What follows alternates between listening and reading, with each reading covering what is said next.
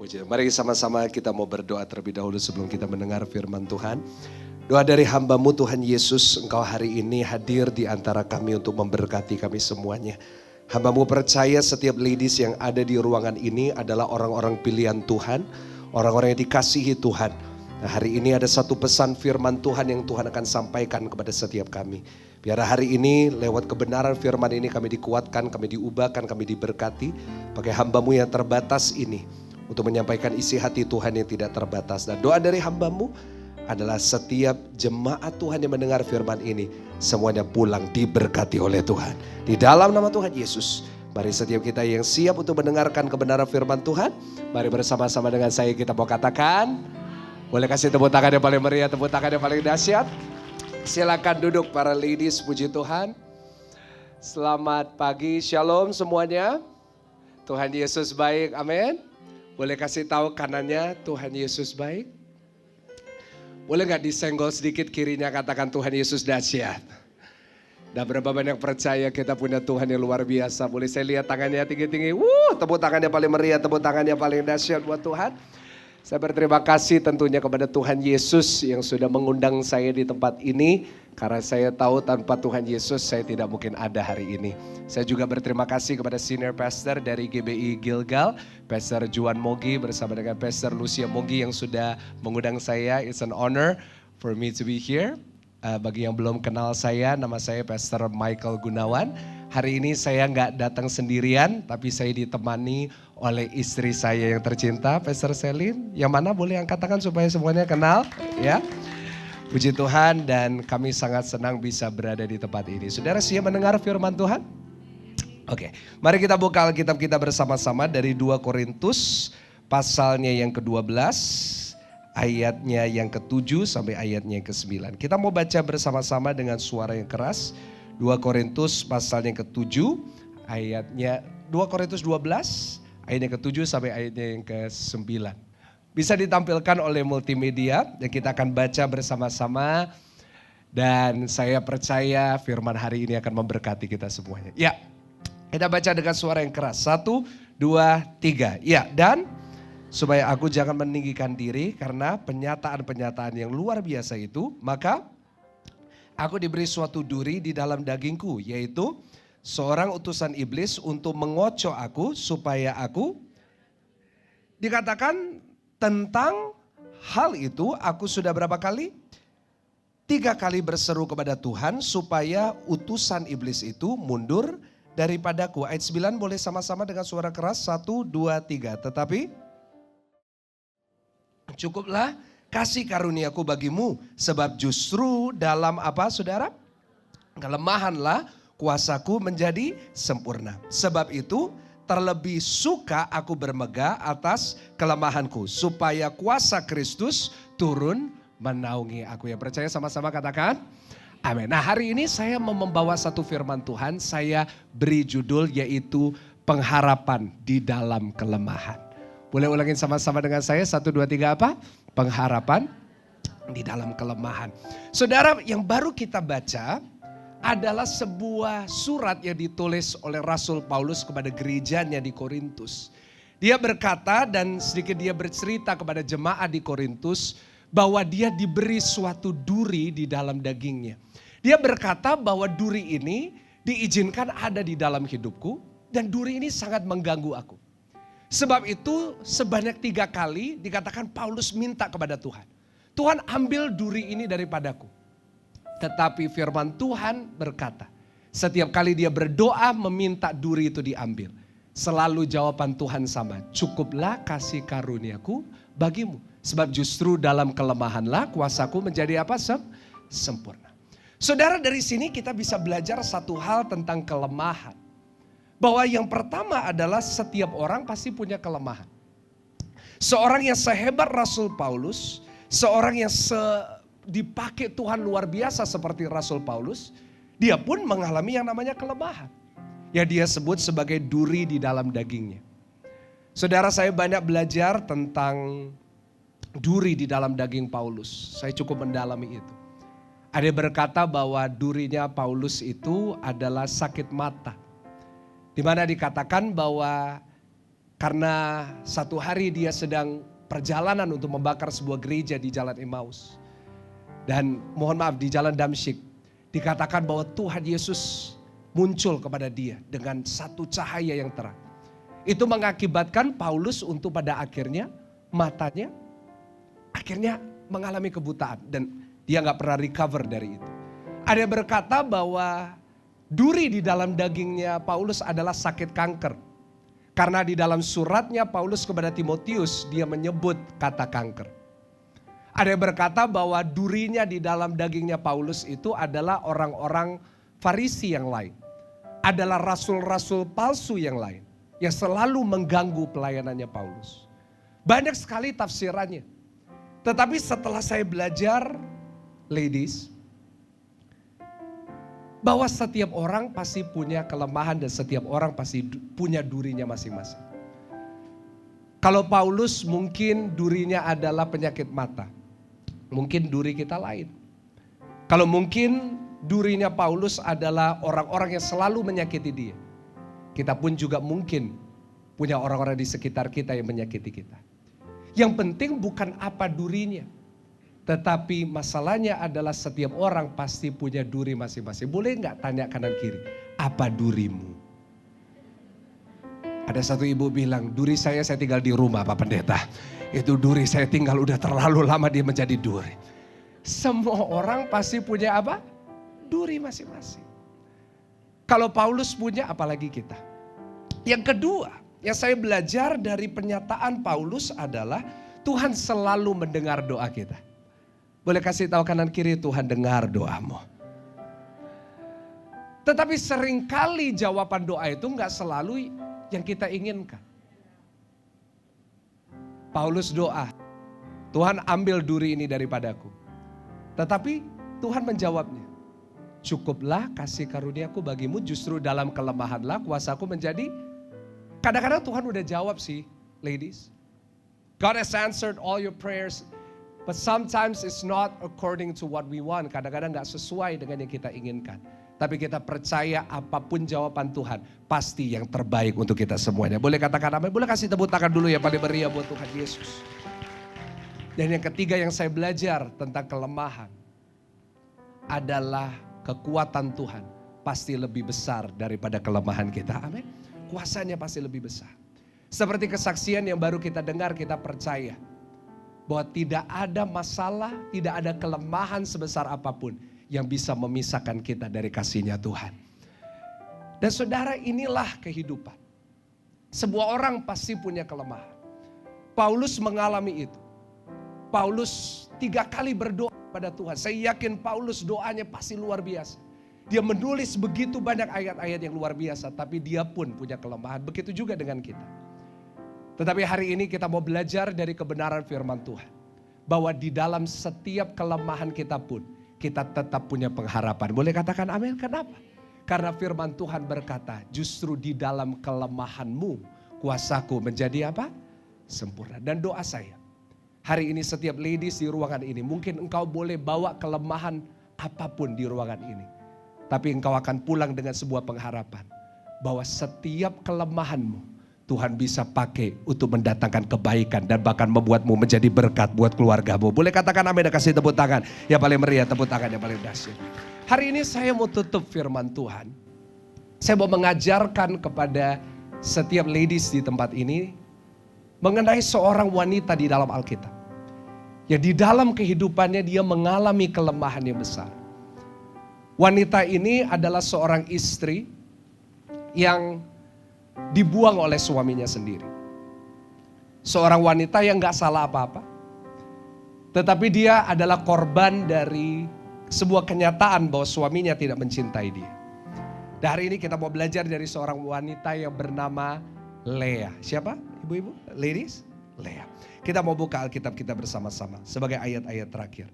Di dalam Kejadian pasalnya ke-29 ayat 16 sampai 25. Kita akan bergantian, saya akan baca ayat 16, para ladies boleh baca ayat 17, dan kita bergantian sampai ayatnya yang ke-25. Bisa ditampilkan? Nah, dikatakan seperti ini, Laban mempunyai 2 anak perempuan, yang lebih tua namanya Leah, dan yang lebih muda namanya Rahel. 17, Leah tidak berseri matanya, tetapi Rahel itu elok sikapnya dan Yakub cinta kepada Rahel, sebab itu ia berkata, aku mau bekerja padamu 7 tahun lamanya untuk mendapat Rahel anakmu yang lebih muda itu. 19. Saud Laban, lebih baiklah Yakub berikan kepadamu daripada kepada orang lain, maka tinggallah. Jadi bekerjalah Yakub 7 tahun lamanya untuk mendapat Rahel itu. Tetapi yang 7 tahun itu dianggapnya seperti beberapa hari saja karena cintanya kepada Rahel. 21. Sesudah itu berkatalah Yakub kepada Laban, berikanlah kepadaku bakal istriku itu, sebab jangka waktuku telah genap supaya.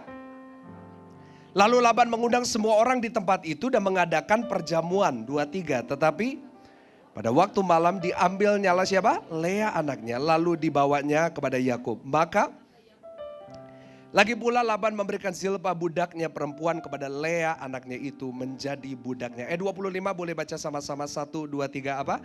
Tetapi pada waktu pagi tapaklah bahwa itu adalah siapa?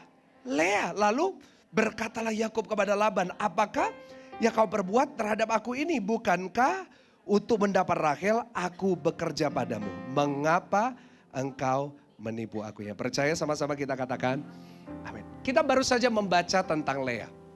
Dia gak salah apa-apa. Dia adalah anak sulung dari Laban, anak perempuan pertama. Dia punya adik namanya Rahel. Satu hari ada seorang yang bernama Yakub. Yakub bertemu dengan Rahel. Yakub jatuh cinta dengan Rahel. Dan akhirnya Yakub berkata kepada Laban, aku akan bekerja padamu 7 tahun. Supaya aku mendapat Rahel. 7 tahun berlangsung. Dan apa yang terjadi? Hari pernikahan tiba-tiba datang. Tanpa terasa dikatakan. Dianggap beberapa hari saja. Lalu mereka udah ngadain pesta, waktu malam Yakub datang untuk menghampiri Rahel, tapi nggak taunya bukan Rahel ya di dalam ruang, tetapi siapa? Lea. Apa yang terjadi dihampirinya Lea? Saya juga heran, Yakub kok nggak tahu itu Lea ya? Besok paginya, waktu semua udah terang, nggak taunya bukan Rahel tapi siapa? Di saat seperti itu, Yakub keluar kamar, dia teriak sama Laban, Laban, papa mertua, kenapa kau berikan kepadaku Lea? Aku maunya siapa? Saya mau tanya kepada ladies di tempat ini. Kalau ladies jadi Lea kira-kira reaksinya gimana? Gue gampar tuh Pak yang namanya. Untungnya Lea ini bukan dari Gilgal Woman. Semuanya strong woman ya kan. Saya mau para ladies bayangkan perasaan dari Lea. Karena suaminya gak menginginkan dia. Suaminya menginginkan adiknya sendiri. Dan dia harus menghadapi itu seumur hidupnya. Karena itu hari ini kita mau belajar dari kelemahannya. Yang pertama apa yang merupakan kelemahan Lea? Saya menemukan dari kisah Lea ada 3 kelemahan. Yang pertama dikatakan di ayat 17. Saya mau saudara lihat di ayat yang ke-17. Ini yang harus dihadapi oleh Lea seumur hidupnya. Di ayat 17 dikatakan, baca sama-sama 1, 2, 3 apa? Lea tidak berseri matanya, tapi Rahel itu elok sikapnya dan cantik. Nah, kita kadang-kadang udah banyak kali baca tentang ini, tapi kita bingung. Apa artinya tidak berseri matanya? Saya kembali lagi, saya ini suka belajar firman. Dan saya menemukan beberapa penafsiran tentang Lea tidak berseri matanya. Ada yang bilang bahwa Lea ini matanya juling. Karena itu disebut gak berseri matanya. Oke? Ada yang bilang bahwa Lea ini mukanya gak menyenangkan. Pernah gak ketemu sama orang kayak gitu? Gak jelek sih, tapi gak menyenangkan. Kita lihat itu rasanya gak demen gitu kita lihat mukanya. Nah ada yang bilang gitu. Tapi saya baru pulang dari Israel. Saya baru mendapatkan penafsiran ketiga. Ada yang menafsirkan seperti ini. Terus saya di Mesir, saya ketemu dengan guide, dia bilang kayak gini. Pastor, Abuna, orang Indonesia itu salah ngerti tentang Lea dan Rahel. Maksudnya gimana? Iya. Orang Indonesia itu seharusnya tahu bahwa seleranya orang Israel sama orang Indonesia itu beda. Kalau di Indonesia, seleranya para pria untuk wanita adalah sukanya yang kecil-kecil kayak kucing badannya. Karena itu dipikirnya Rahel itu badannya slim kayak gitar Spanyol, tapi beda. Seleranya orang Israel Itu gak suka yang kecil-kecil. Kenapa? Karena di tengah padang gurun itu sering terjadi kelaparan.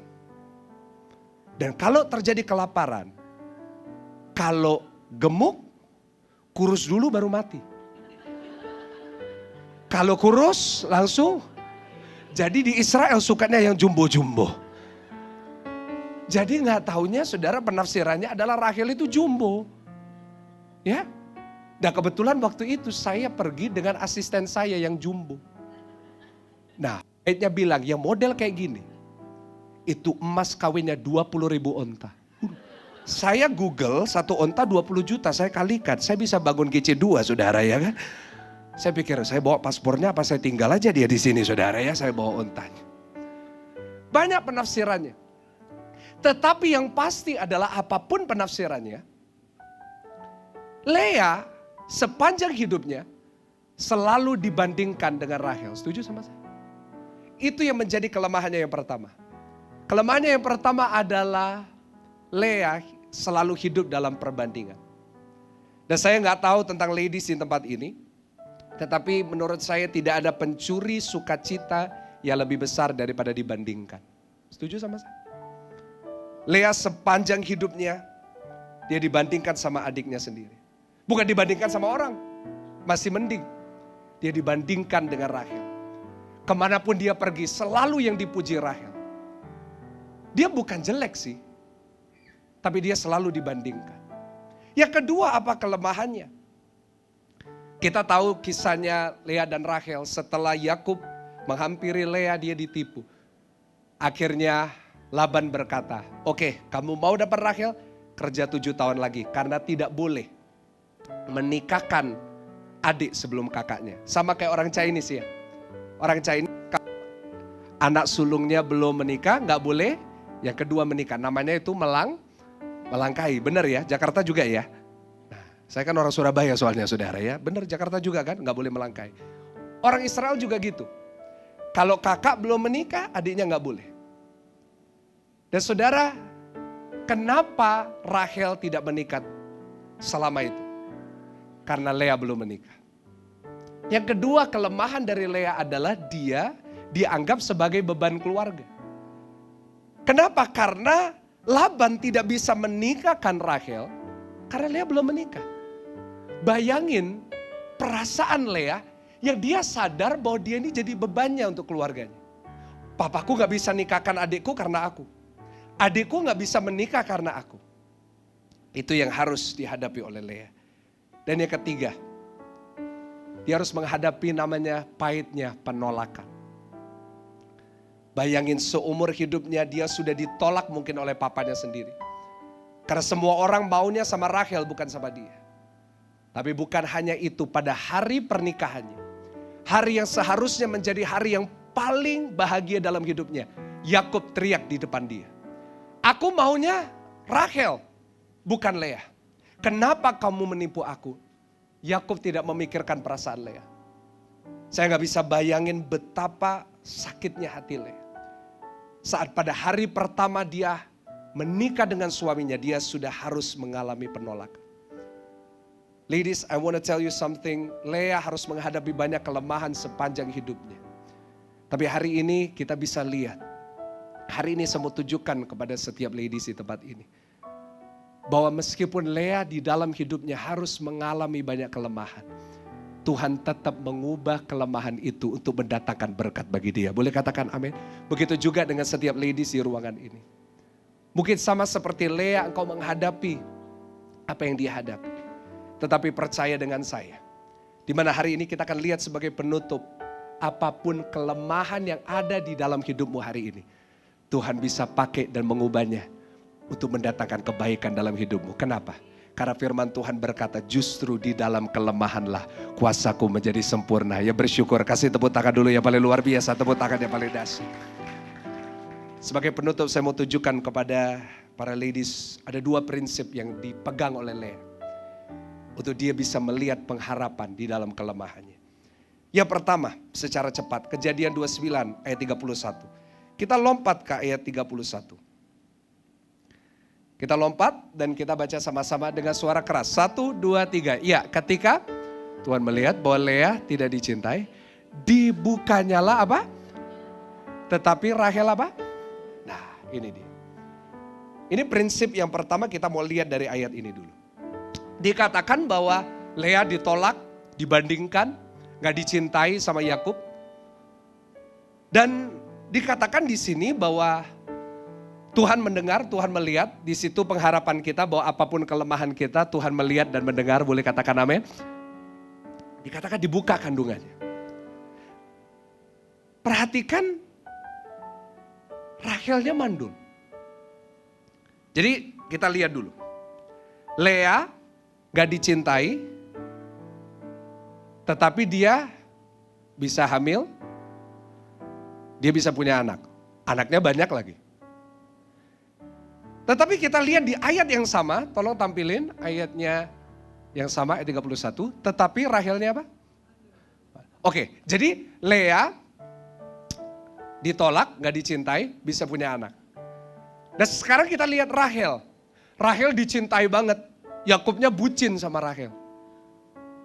Tetapi dia gak bisa punya anak. Sampai dia berkata dalam Kejadian 30 ayat 1. Coba lihat. Kita lihat dari sisi Rahel. Kadang-kadang kita gak lihat dari sisi Rahel. Kejadian 30 ayatnya yang pertama. Dikatakan baca sama-sama ketika dilihatnya Rahel bahwa ia tidak apa? Ada bagi Yakub, cemburulah ia kepada, loh yang mestinya cemburu siapa? Tapi nggak taunya Rahel juga apa? Cemburu. Lalu berkata kepada Yakub, apa? Berikanlah kepadaku anak, kalau tidak. Jadi kita lihat, kita ulangin sedikit ya. Lea nggak dicintai, bisa punya anak banyak. Rahel cantik, dicintai sama suaminya, tetapi tidak bisa punya anak. Nah, di slide saya kasih perbandingan. Oke, kita lihat sebentar ya. Lea matanya gak berseri, mukanya gak menyenangkan, tidak dicintai tapi subur. Rahel cantik, banyak yang suka, dicintai suaminya tapi mandul. Saya sekarang mau tanya kepada para ladies, tolong bantu saya jawab. Kalau ladies disuruh milih jadi Lea atau Rahel?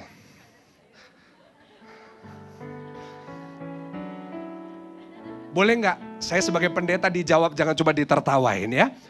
Boleh nggak? Tolong pilih. Do you want to be Leah or Rachel? Ada yang bilang, saya nggak milih Pak Pendeta. Saya maunya cantik, dicintai suami, dan punya anak banyak. Haleluya. Itu kan too good to be true kadang-kadang. Seperti saya sering tanya sama bapak-bapak. Saya tanya sama bapak-bapak, Pak, kalau milih istri, pilihannya dua. Cantik, tapi jahat. Atau welek, itu orang Surabaya ngomongnya jelek. Jelek, tapi baiknya luar biasa. Milih yang mana? Semua bingung. Tapi ada satu bapak berhikmat, dia bilang, saya milihnya yang cantik, tapi jahat. Loh, kenapa? Iya, karena kalau jahat, Tuhan mengubahnya gratis. Tetapi kalau Pak, operasinya mahal Pak. Harus ke Korea. Nah itu berhikmat. Nah sekarang saya tanya sama para ladies di tempat ini dulu. Milih jadi Lea atau Rachel? Nah kalau jawaban para ladies bilang saya gak milih atau bingung. That is a problem with us Christians.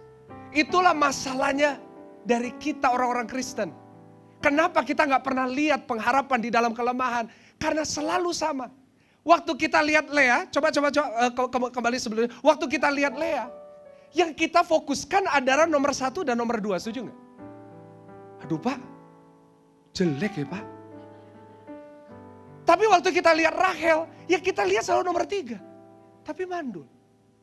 Kenapa kita waktu lihat Lea gak lihat nomor 3-nya? Dan kenapa kita lihat Rahel, kita gak lihat nomor 1 dan nomor 2? Kenapa? Karena fokus kita selalu di tempat yang salah. Karena fokus kita selalu kepada yang negatif, bukan yang positif. Dari situ saya belajar prinsip yang pertama. Kalau engkau ingin lihat pengharapan di dalam kelemahanmu, belajarlah untuk mengatur fokus yang tepat. Boleh katakan amin? Coba kasih tahu kanan kiri, fokus. Belajar mengatur fokus kita kepada yang tepat. Boleh katakan amin sekali lagi? Kita dalam hidup punya satu kemampuan. Untuk apa? Untuk kita mengatur fokus kita. Kita akan selalu bisa lakukan itu. Kita memilih untuk fokus kepada yang negatif atau positif. Kelemahan atau berkat. Bersungut atau bersyukur. Kita selalu punya kemampuan. Kalau fokus kita kepada yang salah, hasilnya pasti jelek semuanya. Tapi kalau fokus kita benar, pasti benar semuanya. Orang kalau fokusnya selalu kepada yang salah, setiap keputusan berikutnya pasti salah. Setuju gak sama saya? Iya. Selalu salah. Saya ada satu cerita waktu beberapa saat yang lalu, saya dengan istri saya, kami liburan ke Jepang. Pendeta boleh liburan gak? Kok gak rela gitu ngomongnya? Pendeta boleh libur? Pendeta boleh ke Jepang? Boleh. Saya dengan istri saya ke Jepang dan kami berdua pergi bertiga sama anak saya, Tiffany, umur 1 tahun kita pergi. Nah, kita berangkat di sana, kita liburan. Nah, ada satu persoalan waktu kita tiba di sana. Adalah waktu sampai di Jepang, anak saya tidak mau pup. Nggak pup. Para ladies pasti tahu yang punya anak umur 1 tahun nggak bisa pup, masalah nggak? Masalah. Nah, istri saya ini sangat sayang sama anak saya. Jadi dia bingung, aduh gimana caranya? Waduh, anak kita nggak mau pup. Akhirnya apa? Kita ke 7-Eleven beli pisang. Beli pisang setiap hari dikasih makan pisang. Akhirnya beberapa hari kemudian tiba-tiba anak kita pup. Dan keluarlah itu. Keluar. Wah kita senang. Wah saya dengan istri, yes, aduh akhirnya keluar. Nah istri saya ini setiap kali anak saya pup selalu diperiksa, benar ya? Para ladies kan pasti gitu ya kalau anaknya diperiksa. Nah tiba-tiba waktu istri saya buka pampersnya, dilihat pupnya. Gak taunya di dalam pupnya itu ada banyak serabut-serabut hitam. Panjang-panjang. Istri saya itu panik. Istri saya orangnya panikan. Dia bilang, loh apa ini? Apa ini? Nah dia tanya sama saya, kok apa ini? Nah karena dulu saya sekolahnya dokter. Jadi dia pikir saya tahu itu apa. Terus dia tunjukin, kok ini apa? Saya bilang, oh waktu kelas itu aku gak masuk. Jadi kita Google. Nah akhirnya waktu kita Google, gambar pertama yang muncul adalah tapeworm. Adalah cacing. Istri saya dengar gitu, langsung dia panik, karena dia panik saya panik. Aduh, tapeworm, kita harus ke rumah sakit. Apa yang terjadi?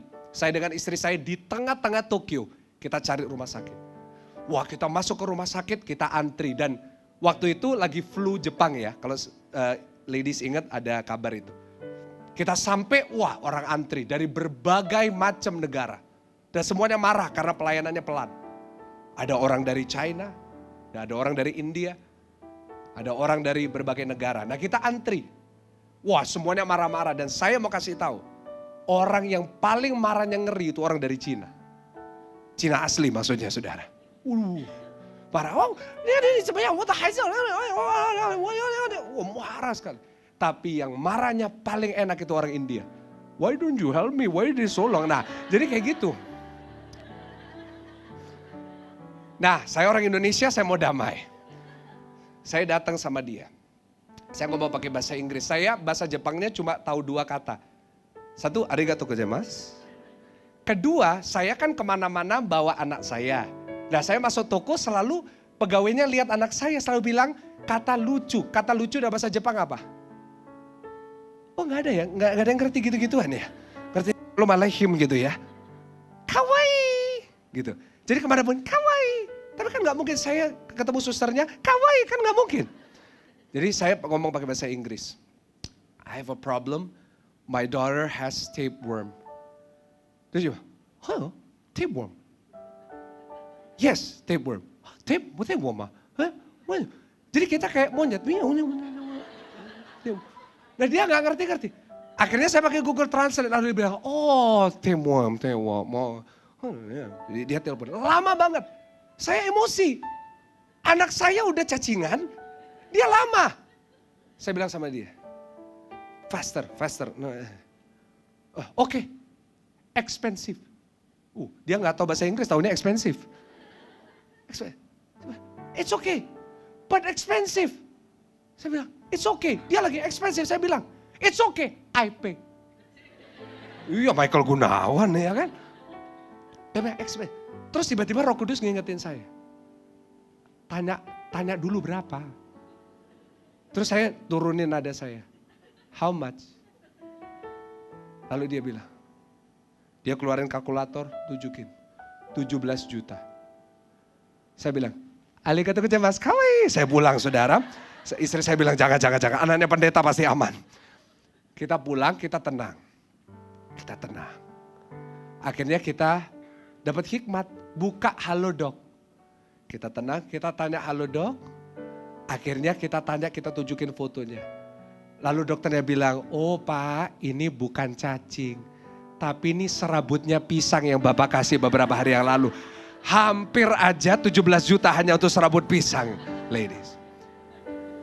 Coba waktu itu dari awal kita fokus dulu kepada yang positif. Anak kita bisa, kita tenang, baru bisa. Dalam hidup, kita itu harus belajar untuk tenang. Boleh katakan amin? Coba senggol kirinya, kanannya, tenang. Fokus dulu kepada yang positif dulu. Ladies, I want to tell you something.